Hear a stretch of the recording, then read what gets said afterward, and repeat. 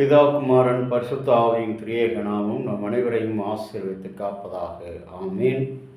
கிறிஸ்து இயேசுவுக்குள் பிரியமான அன்பு இறை மக்களே, இந்த நாளின் சாம்பல் புதன்கிழமை ஆஷ் வெனஸ்டே என்று அழைக்கப்படக்கூடிய இந்த சிறப்பு நாளுக்காக அருளுரை கண்டு கொடுக்கப்பட்டிருக்க கர்த்தருடைய திருவார்த்தை ஏசாயா 58:5-8 வசனங்கள். இதுவரை நான் விரும்புகிற இதுவோ நான் விரும்புகிற உபவாசம், ஒருவன் தன்னை ஒடுக்கும் நாள் இது நானோ. நாணல் போல் தலைகுனிந்து இரட்டுடுத்தி சாம்பல் பரப்பி உட்காருவதும் உபவாசம் என்பது கர்த்தருக்கு உகந்த நாள் என்று சொல்கிறாய். நான் விரும்பும் உபவாசம் இதுவே: அக்கிரமத்தின் கட்டுக்களை அவிழ்ப்பதும், நுகத்தடியின் பிணையல்களை நெகிழ்ப்பதும், ஒடுக்கப்பட்டவர்களை விடுதலையாக்கி விடுவதும், அசுத்தமானதை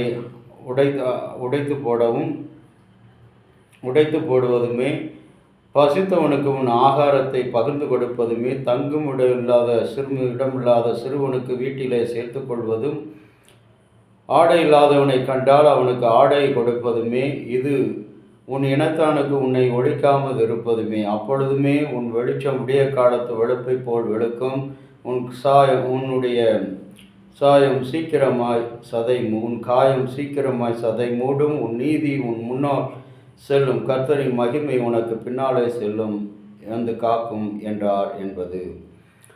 ஆண்டவரை நோக்கி ஜெபம் செய்வோம். வாரும் பரிசுத்த ஆவியானவரே, வந்திருக்கிற எங்கள் இருதயங்களிலும் உமது அன்பின் தீயை மூட்டியருளும். பல வேளைகள், பல சிந்தனைகள், பல மொழிகளில் இருக்கிற எங்கள் யாவரையும் உம்முடைய ஒரே ஒரு விசுவாசவன்களாக கூட்டி சேர்த்திருக்கிற நல்ல தகப்பனே, உம்முடைய வார்த்தை ஒன்று மாத்திரம் சத்தியமாக இருக்கட்டும் சுவாமி. ஆமேன். அன்புக்குரிய இறை மக்களே, இந்த தபசு காலம் 40 நாட்கள், லெந்து காலம், ஆஷ் வெனஸ்டே என்று அழைக்கப்படக்கூடிய இந்த நாளில், இந்த லெந்து என்று சொல்லுகிற இந்த இடத்தின் வார்த்தையினுடைய பொருள் வசந்த காலம் என்று பொருள். சாம்பல் புதன்கிழமை என்று அழைக்கப்படுகிற இந்த தபசு என்ற மீட்பின் காலம் என்று சொல்லப்படுகிறது. இதனுடைய பின்னணியத்தை நாம் பார்க்கும்போது உண்மையாகவே இந்த பின்னணியம் நம்முடைய வாழ்வினுடைய மாற்றத்துக்கான அழைப்பு, மனம் மாற்றத்துக்கான அழைப்பு, மன்னிப்பை பெறுவதற்கான அழைப்பு, மகிமையான வாழ்வை சுதந்திரித்துக் கொள்வதற்கான ஒரு அழைப்பு. ஆனால் இன்றைக்கு இருக்கிற உலகத்தில் இருக்கிற பெந்தேகோஸ்தே தனி திருச்சபை செக்டேரியன் குரூப் என்று அழைக்கப்படுகிற அநேகர் சொல்கிறார்கள், இந்த தபசு காலங்களை, சாம்பல் புதன்கிழமை, லெந்து காலங்களை 40 நாட்கள் மட்டும் கர்த்தருக்கு பிரியமாய் இருந்தால், அவர் விரும்புகிறதை செய்தால் போதும். அப்படி ஏதாவது திருமறையில் சொல்லப்பட்டிருக்கிற இடங்கள் உண்டா என்று கேட்கிறார்கள். ஆனால் நாம் திருமறையில் கடவுள் எதையெல்லாம் செய்யக்கூடாது என்று சொல்கிறாரோ அதையெல்லாம் துணிந்து செய்து கொண்டிருக்கிறோம். ஆனால் கடவுள் நினைக்க சொன்ன யாவற்றையும் நாம் நினைக்க மறந்திருக்கிறோம். நம்முடைய பிறந்த நாள், திருமண நாள் ஆகிய அனைத்து நாட்களையும் மிக சிறப்பாக நாம் நினைவு கூறுகிறோம். ஆனால் இந்த தபசு காலங்களை மாத்திரம் நாம் நினைப்பதற்கு கேள்வி கேட்டுக்கொண்டு கடவுளிடத்திலே வைக்கிறோம். ஆனால் அன்பான இறை மக்களே, இந்த ஆஷ் வெனஸ்டே என்று அழைக்கப்படக்கூடிய சாம்பல் புதன்கிழமை என்று அழைக்கப்படக்கூடிய இந்த நாள் உயிர்ப்பின் நாளினுடைய துவக்க நாள், பாடுகளின் காலத்தினுடைய முதல் நாள், தபசு காலத்தினுடைய முதல் நாள், ஒரு சந்தியின் நாட்களுடைய முதல் நாளாக காணப்படுகிறது. இதை 1888 1999 வரை தகுதி பொறுப்பாக இருந்த சமய புனிதமாக, சமயத்தின் வழியாக மனிதனுடைய வாழ்க்கையை புனிதப்படுத்துவதற்காக கொடுக்கப்பட்டிருக்கிற அருமையான ஒரு அழைப்பு தான் இந்த சாம்பல் புதன்கிழமை. ஆனாலும் கூட இதை கொண்டாடுவதற்கு ஏனோ நாம் ஆதாரத்தை தேடிக்கொண்டிருக்கிறோம். ஆதாரத்தை தேடுவதை விட ஆன்மீகத்தை தேடுவது தான் இந்த நாட்களிலே மிக மிக அவசியம். சாம்பலை தலையிலே போட்டுக்கொண்டவர்கள் அநேகர். தாமார் 2 சாமுவேல் 3:10 வசனத்திலும், யோனா 42:26 வசனத்திலும், எரேமியா 6:26, மொர்தெகா எஸ்தர் புஸ்தகம் 6ஆம் அதிகாரம் 4வது வசனத்திலும், 2 நாளாகமம் 24:13 வசனத்திலும் நாம் பார்க்கிறோம். சாம்பலை ஒரு அடையாளமாக, சக்தியின் அடையாளமாக அவர்கள் பூசிக்கொண்டிருக்கிறார்கள். அழிவை மனிதன் சந்திக்கும் பொழுதுதான் அவனுடைய வாழ்வினுடைய துவக்கம் துவங்குகிறது. அப்படிப்பட்ட ஒரு புதிய துவக்கத்தின் அடையாளமான நாள்தான் இந்த 40 நாள்.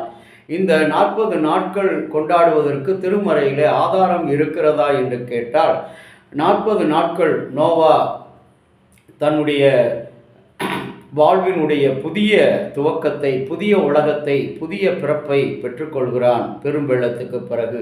ஆதியாகமம் 7:2 என்னாகமம் 8:2 குற்றம் செய்வதற்காக மனம் வருந்தி அவர்கள் மறுவாழ்வு மன்னிப்பை பெறுவதற்காக இஸ்ரவேல் மக்கள் கூடுவதை 40 நாட்கள் அவர்கள் அங்கே சஞ்சரித்தார்கள்.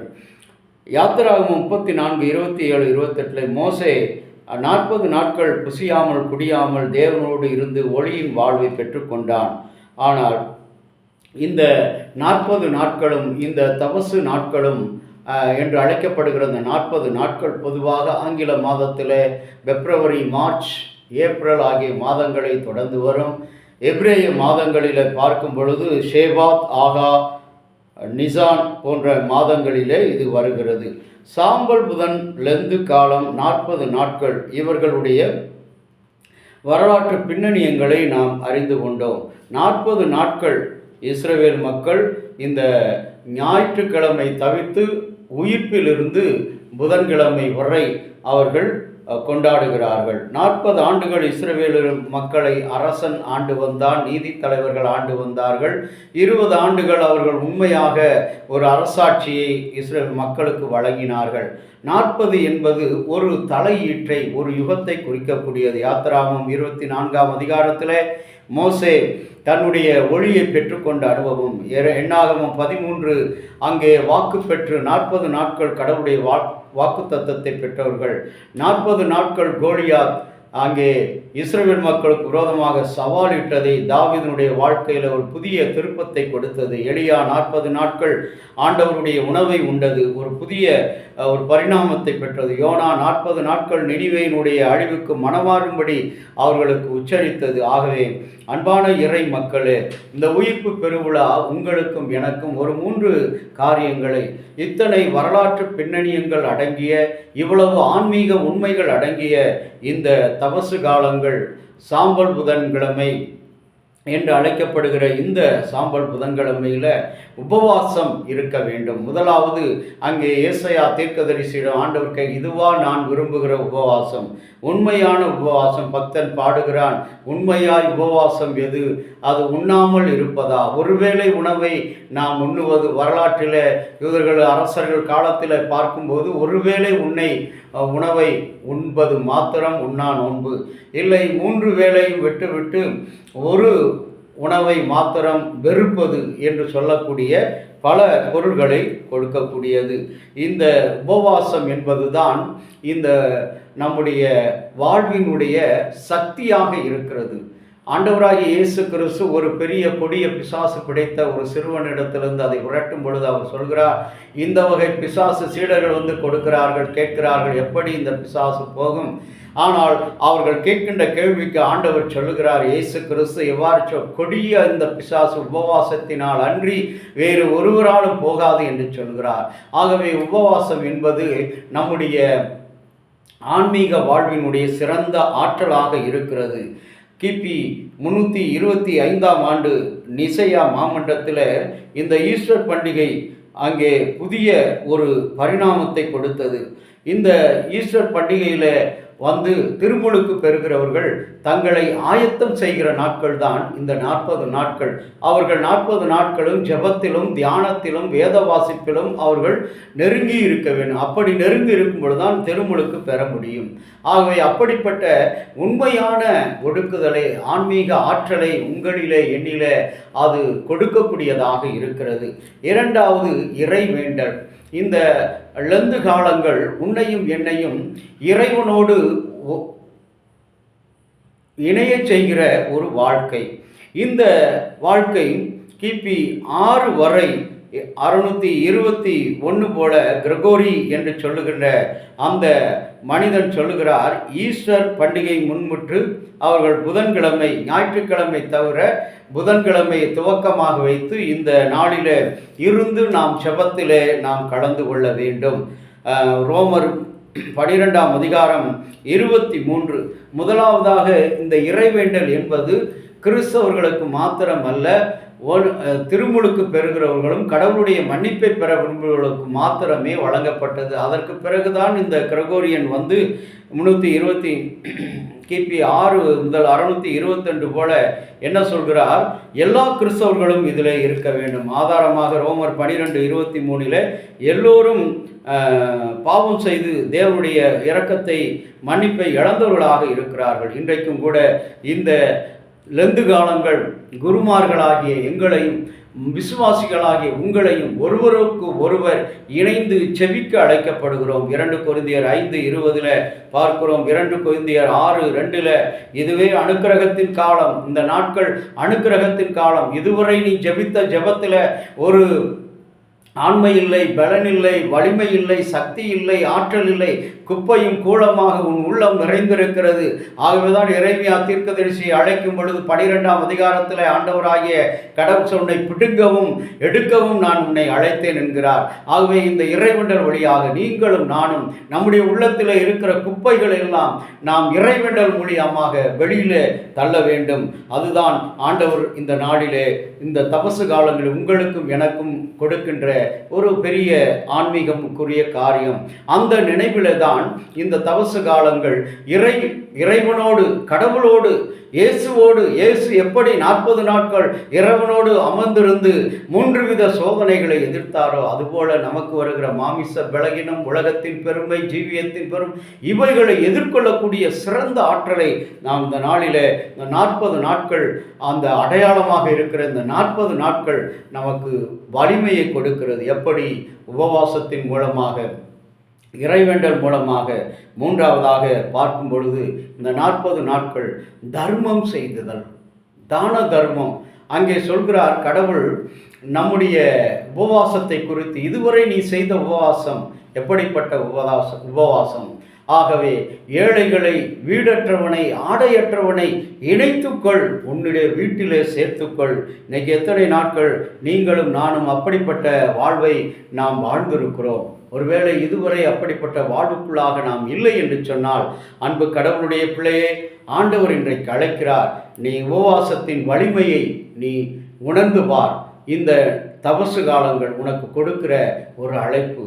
இறைவேண்டலின் பலனை நீ உணர்ந்து பார். இந்த தபசு காலங்கள் கொடுக்கிற அழைப்பு. தர்மம் செய்வதை நீ விட்டு விடாதே. இது இறைவேண்டல், இது உபவாச காலத்தினுடைய உண்மையான ஆன்மீகம் என்று சொல்லி அழைக்கிறார்.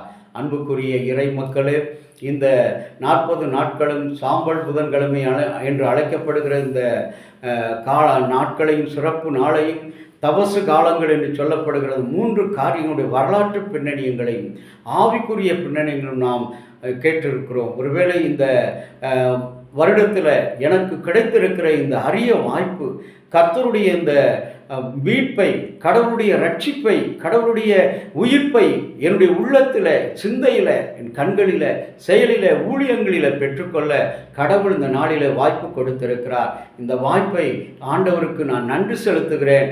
ஆண்டவர் நிச்சயமாக எனக்கு கொடுத்த ஆண்டவர். இதை கேட்கிற அருமையான கடவுளுடைய பிள்ளைய, இந்த உபவாச நாள் 40 நாட்கள் த சிம்பிள் ஆஃப் பவர், அதாவது ஆற்றலின் அடையாளம். த சிம்பிள் ஆஃப் ப்ரேயர், அதாவது செபத்தினுடைய அடையாளம்.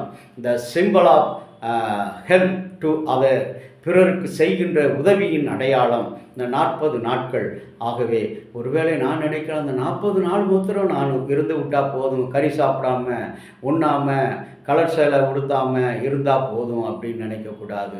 இது ஜீவிய காலமெல்லாம் உன்னை அழைத்தவர், உன்னை உள்ளங்கையில் வரைந்து வைத்திருக்கிறவர், உன் நாட்களை கையில் குறித்து வைத்திருக்கிறவர் ஒருபோதும் உன்னை கைவிடாதபடி காப்பார். ஆகவே அவருடைய காவலுக்கும், அவருடைய ஆவலுக்கும், அவருடைய மீட்புக்கும், அவர் இந்த தபசு நாட்களில் பிரவேசிக்கிற உங்களுக்கும் எனக்கும் உணர்கின்ற பாக்கியத்தை கொடுத்ததோடு மாத்திரமல்லாமல் பரலோக வாழ்வையும் உனக்காக எனக்காக வைத்திருக்கிறார். செபிக்கலாமா?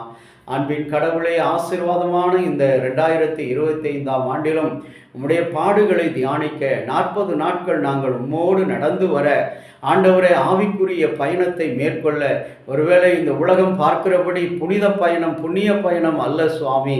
இது ஏழைகளை, எளியவர்களையும், ஆடை இல்லாதவர்களை, வீடு இல்லாதவர்கள் நாங்கள் சேர்த்து கொள்வதுதான் புனித பயணமாக இருக்கிற சுவாமி. ஆண்டவரே இயேசப்பா, இந்த நாளிலும் கூட அவர்களுக்காக நாங்கள் இறைவேண்டல் செய்கிறவர்களாக எங்களை நாங்களே ஆண்டவரை உமக்குள்ளாக ஒப்பு கொடுத்து இயேசப்பா, ஒரு புது வாழ்வை, புதிய ஒளியை இந்த உலகத்தில் பெற்று வாழ நீர் எங்களுக்கு துணை புரிந்தருளும்.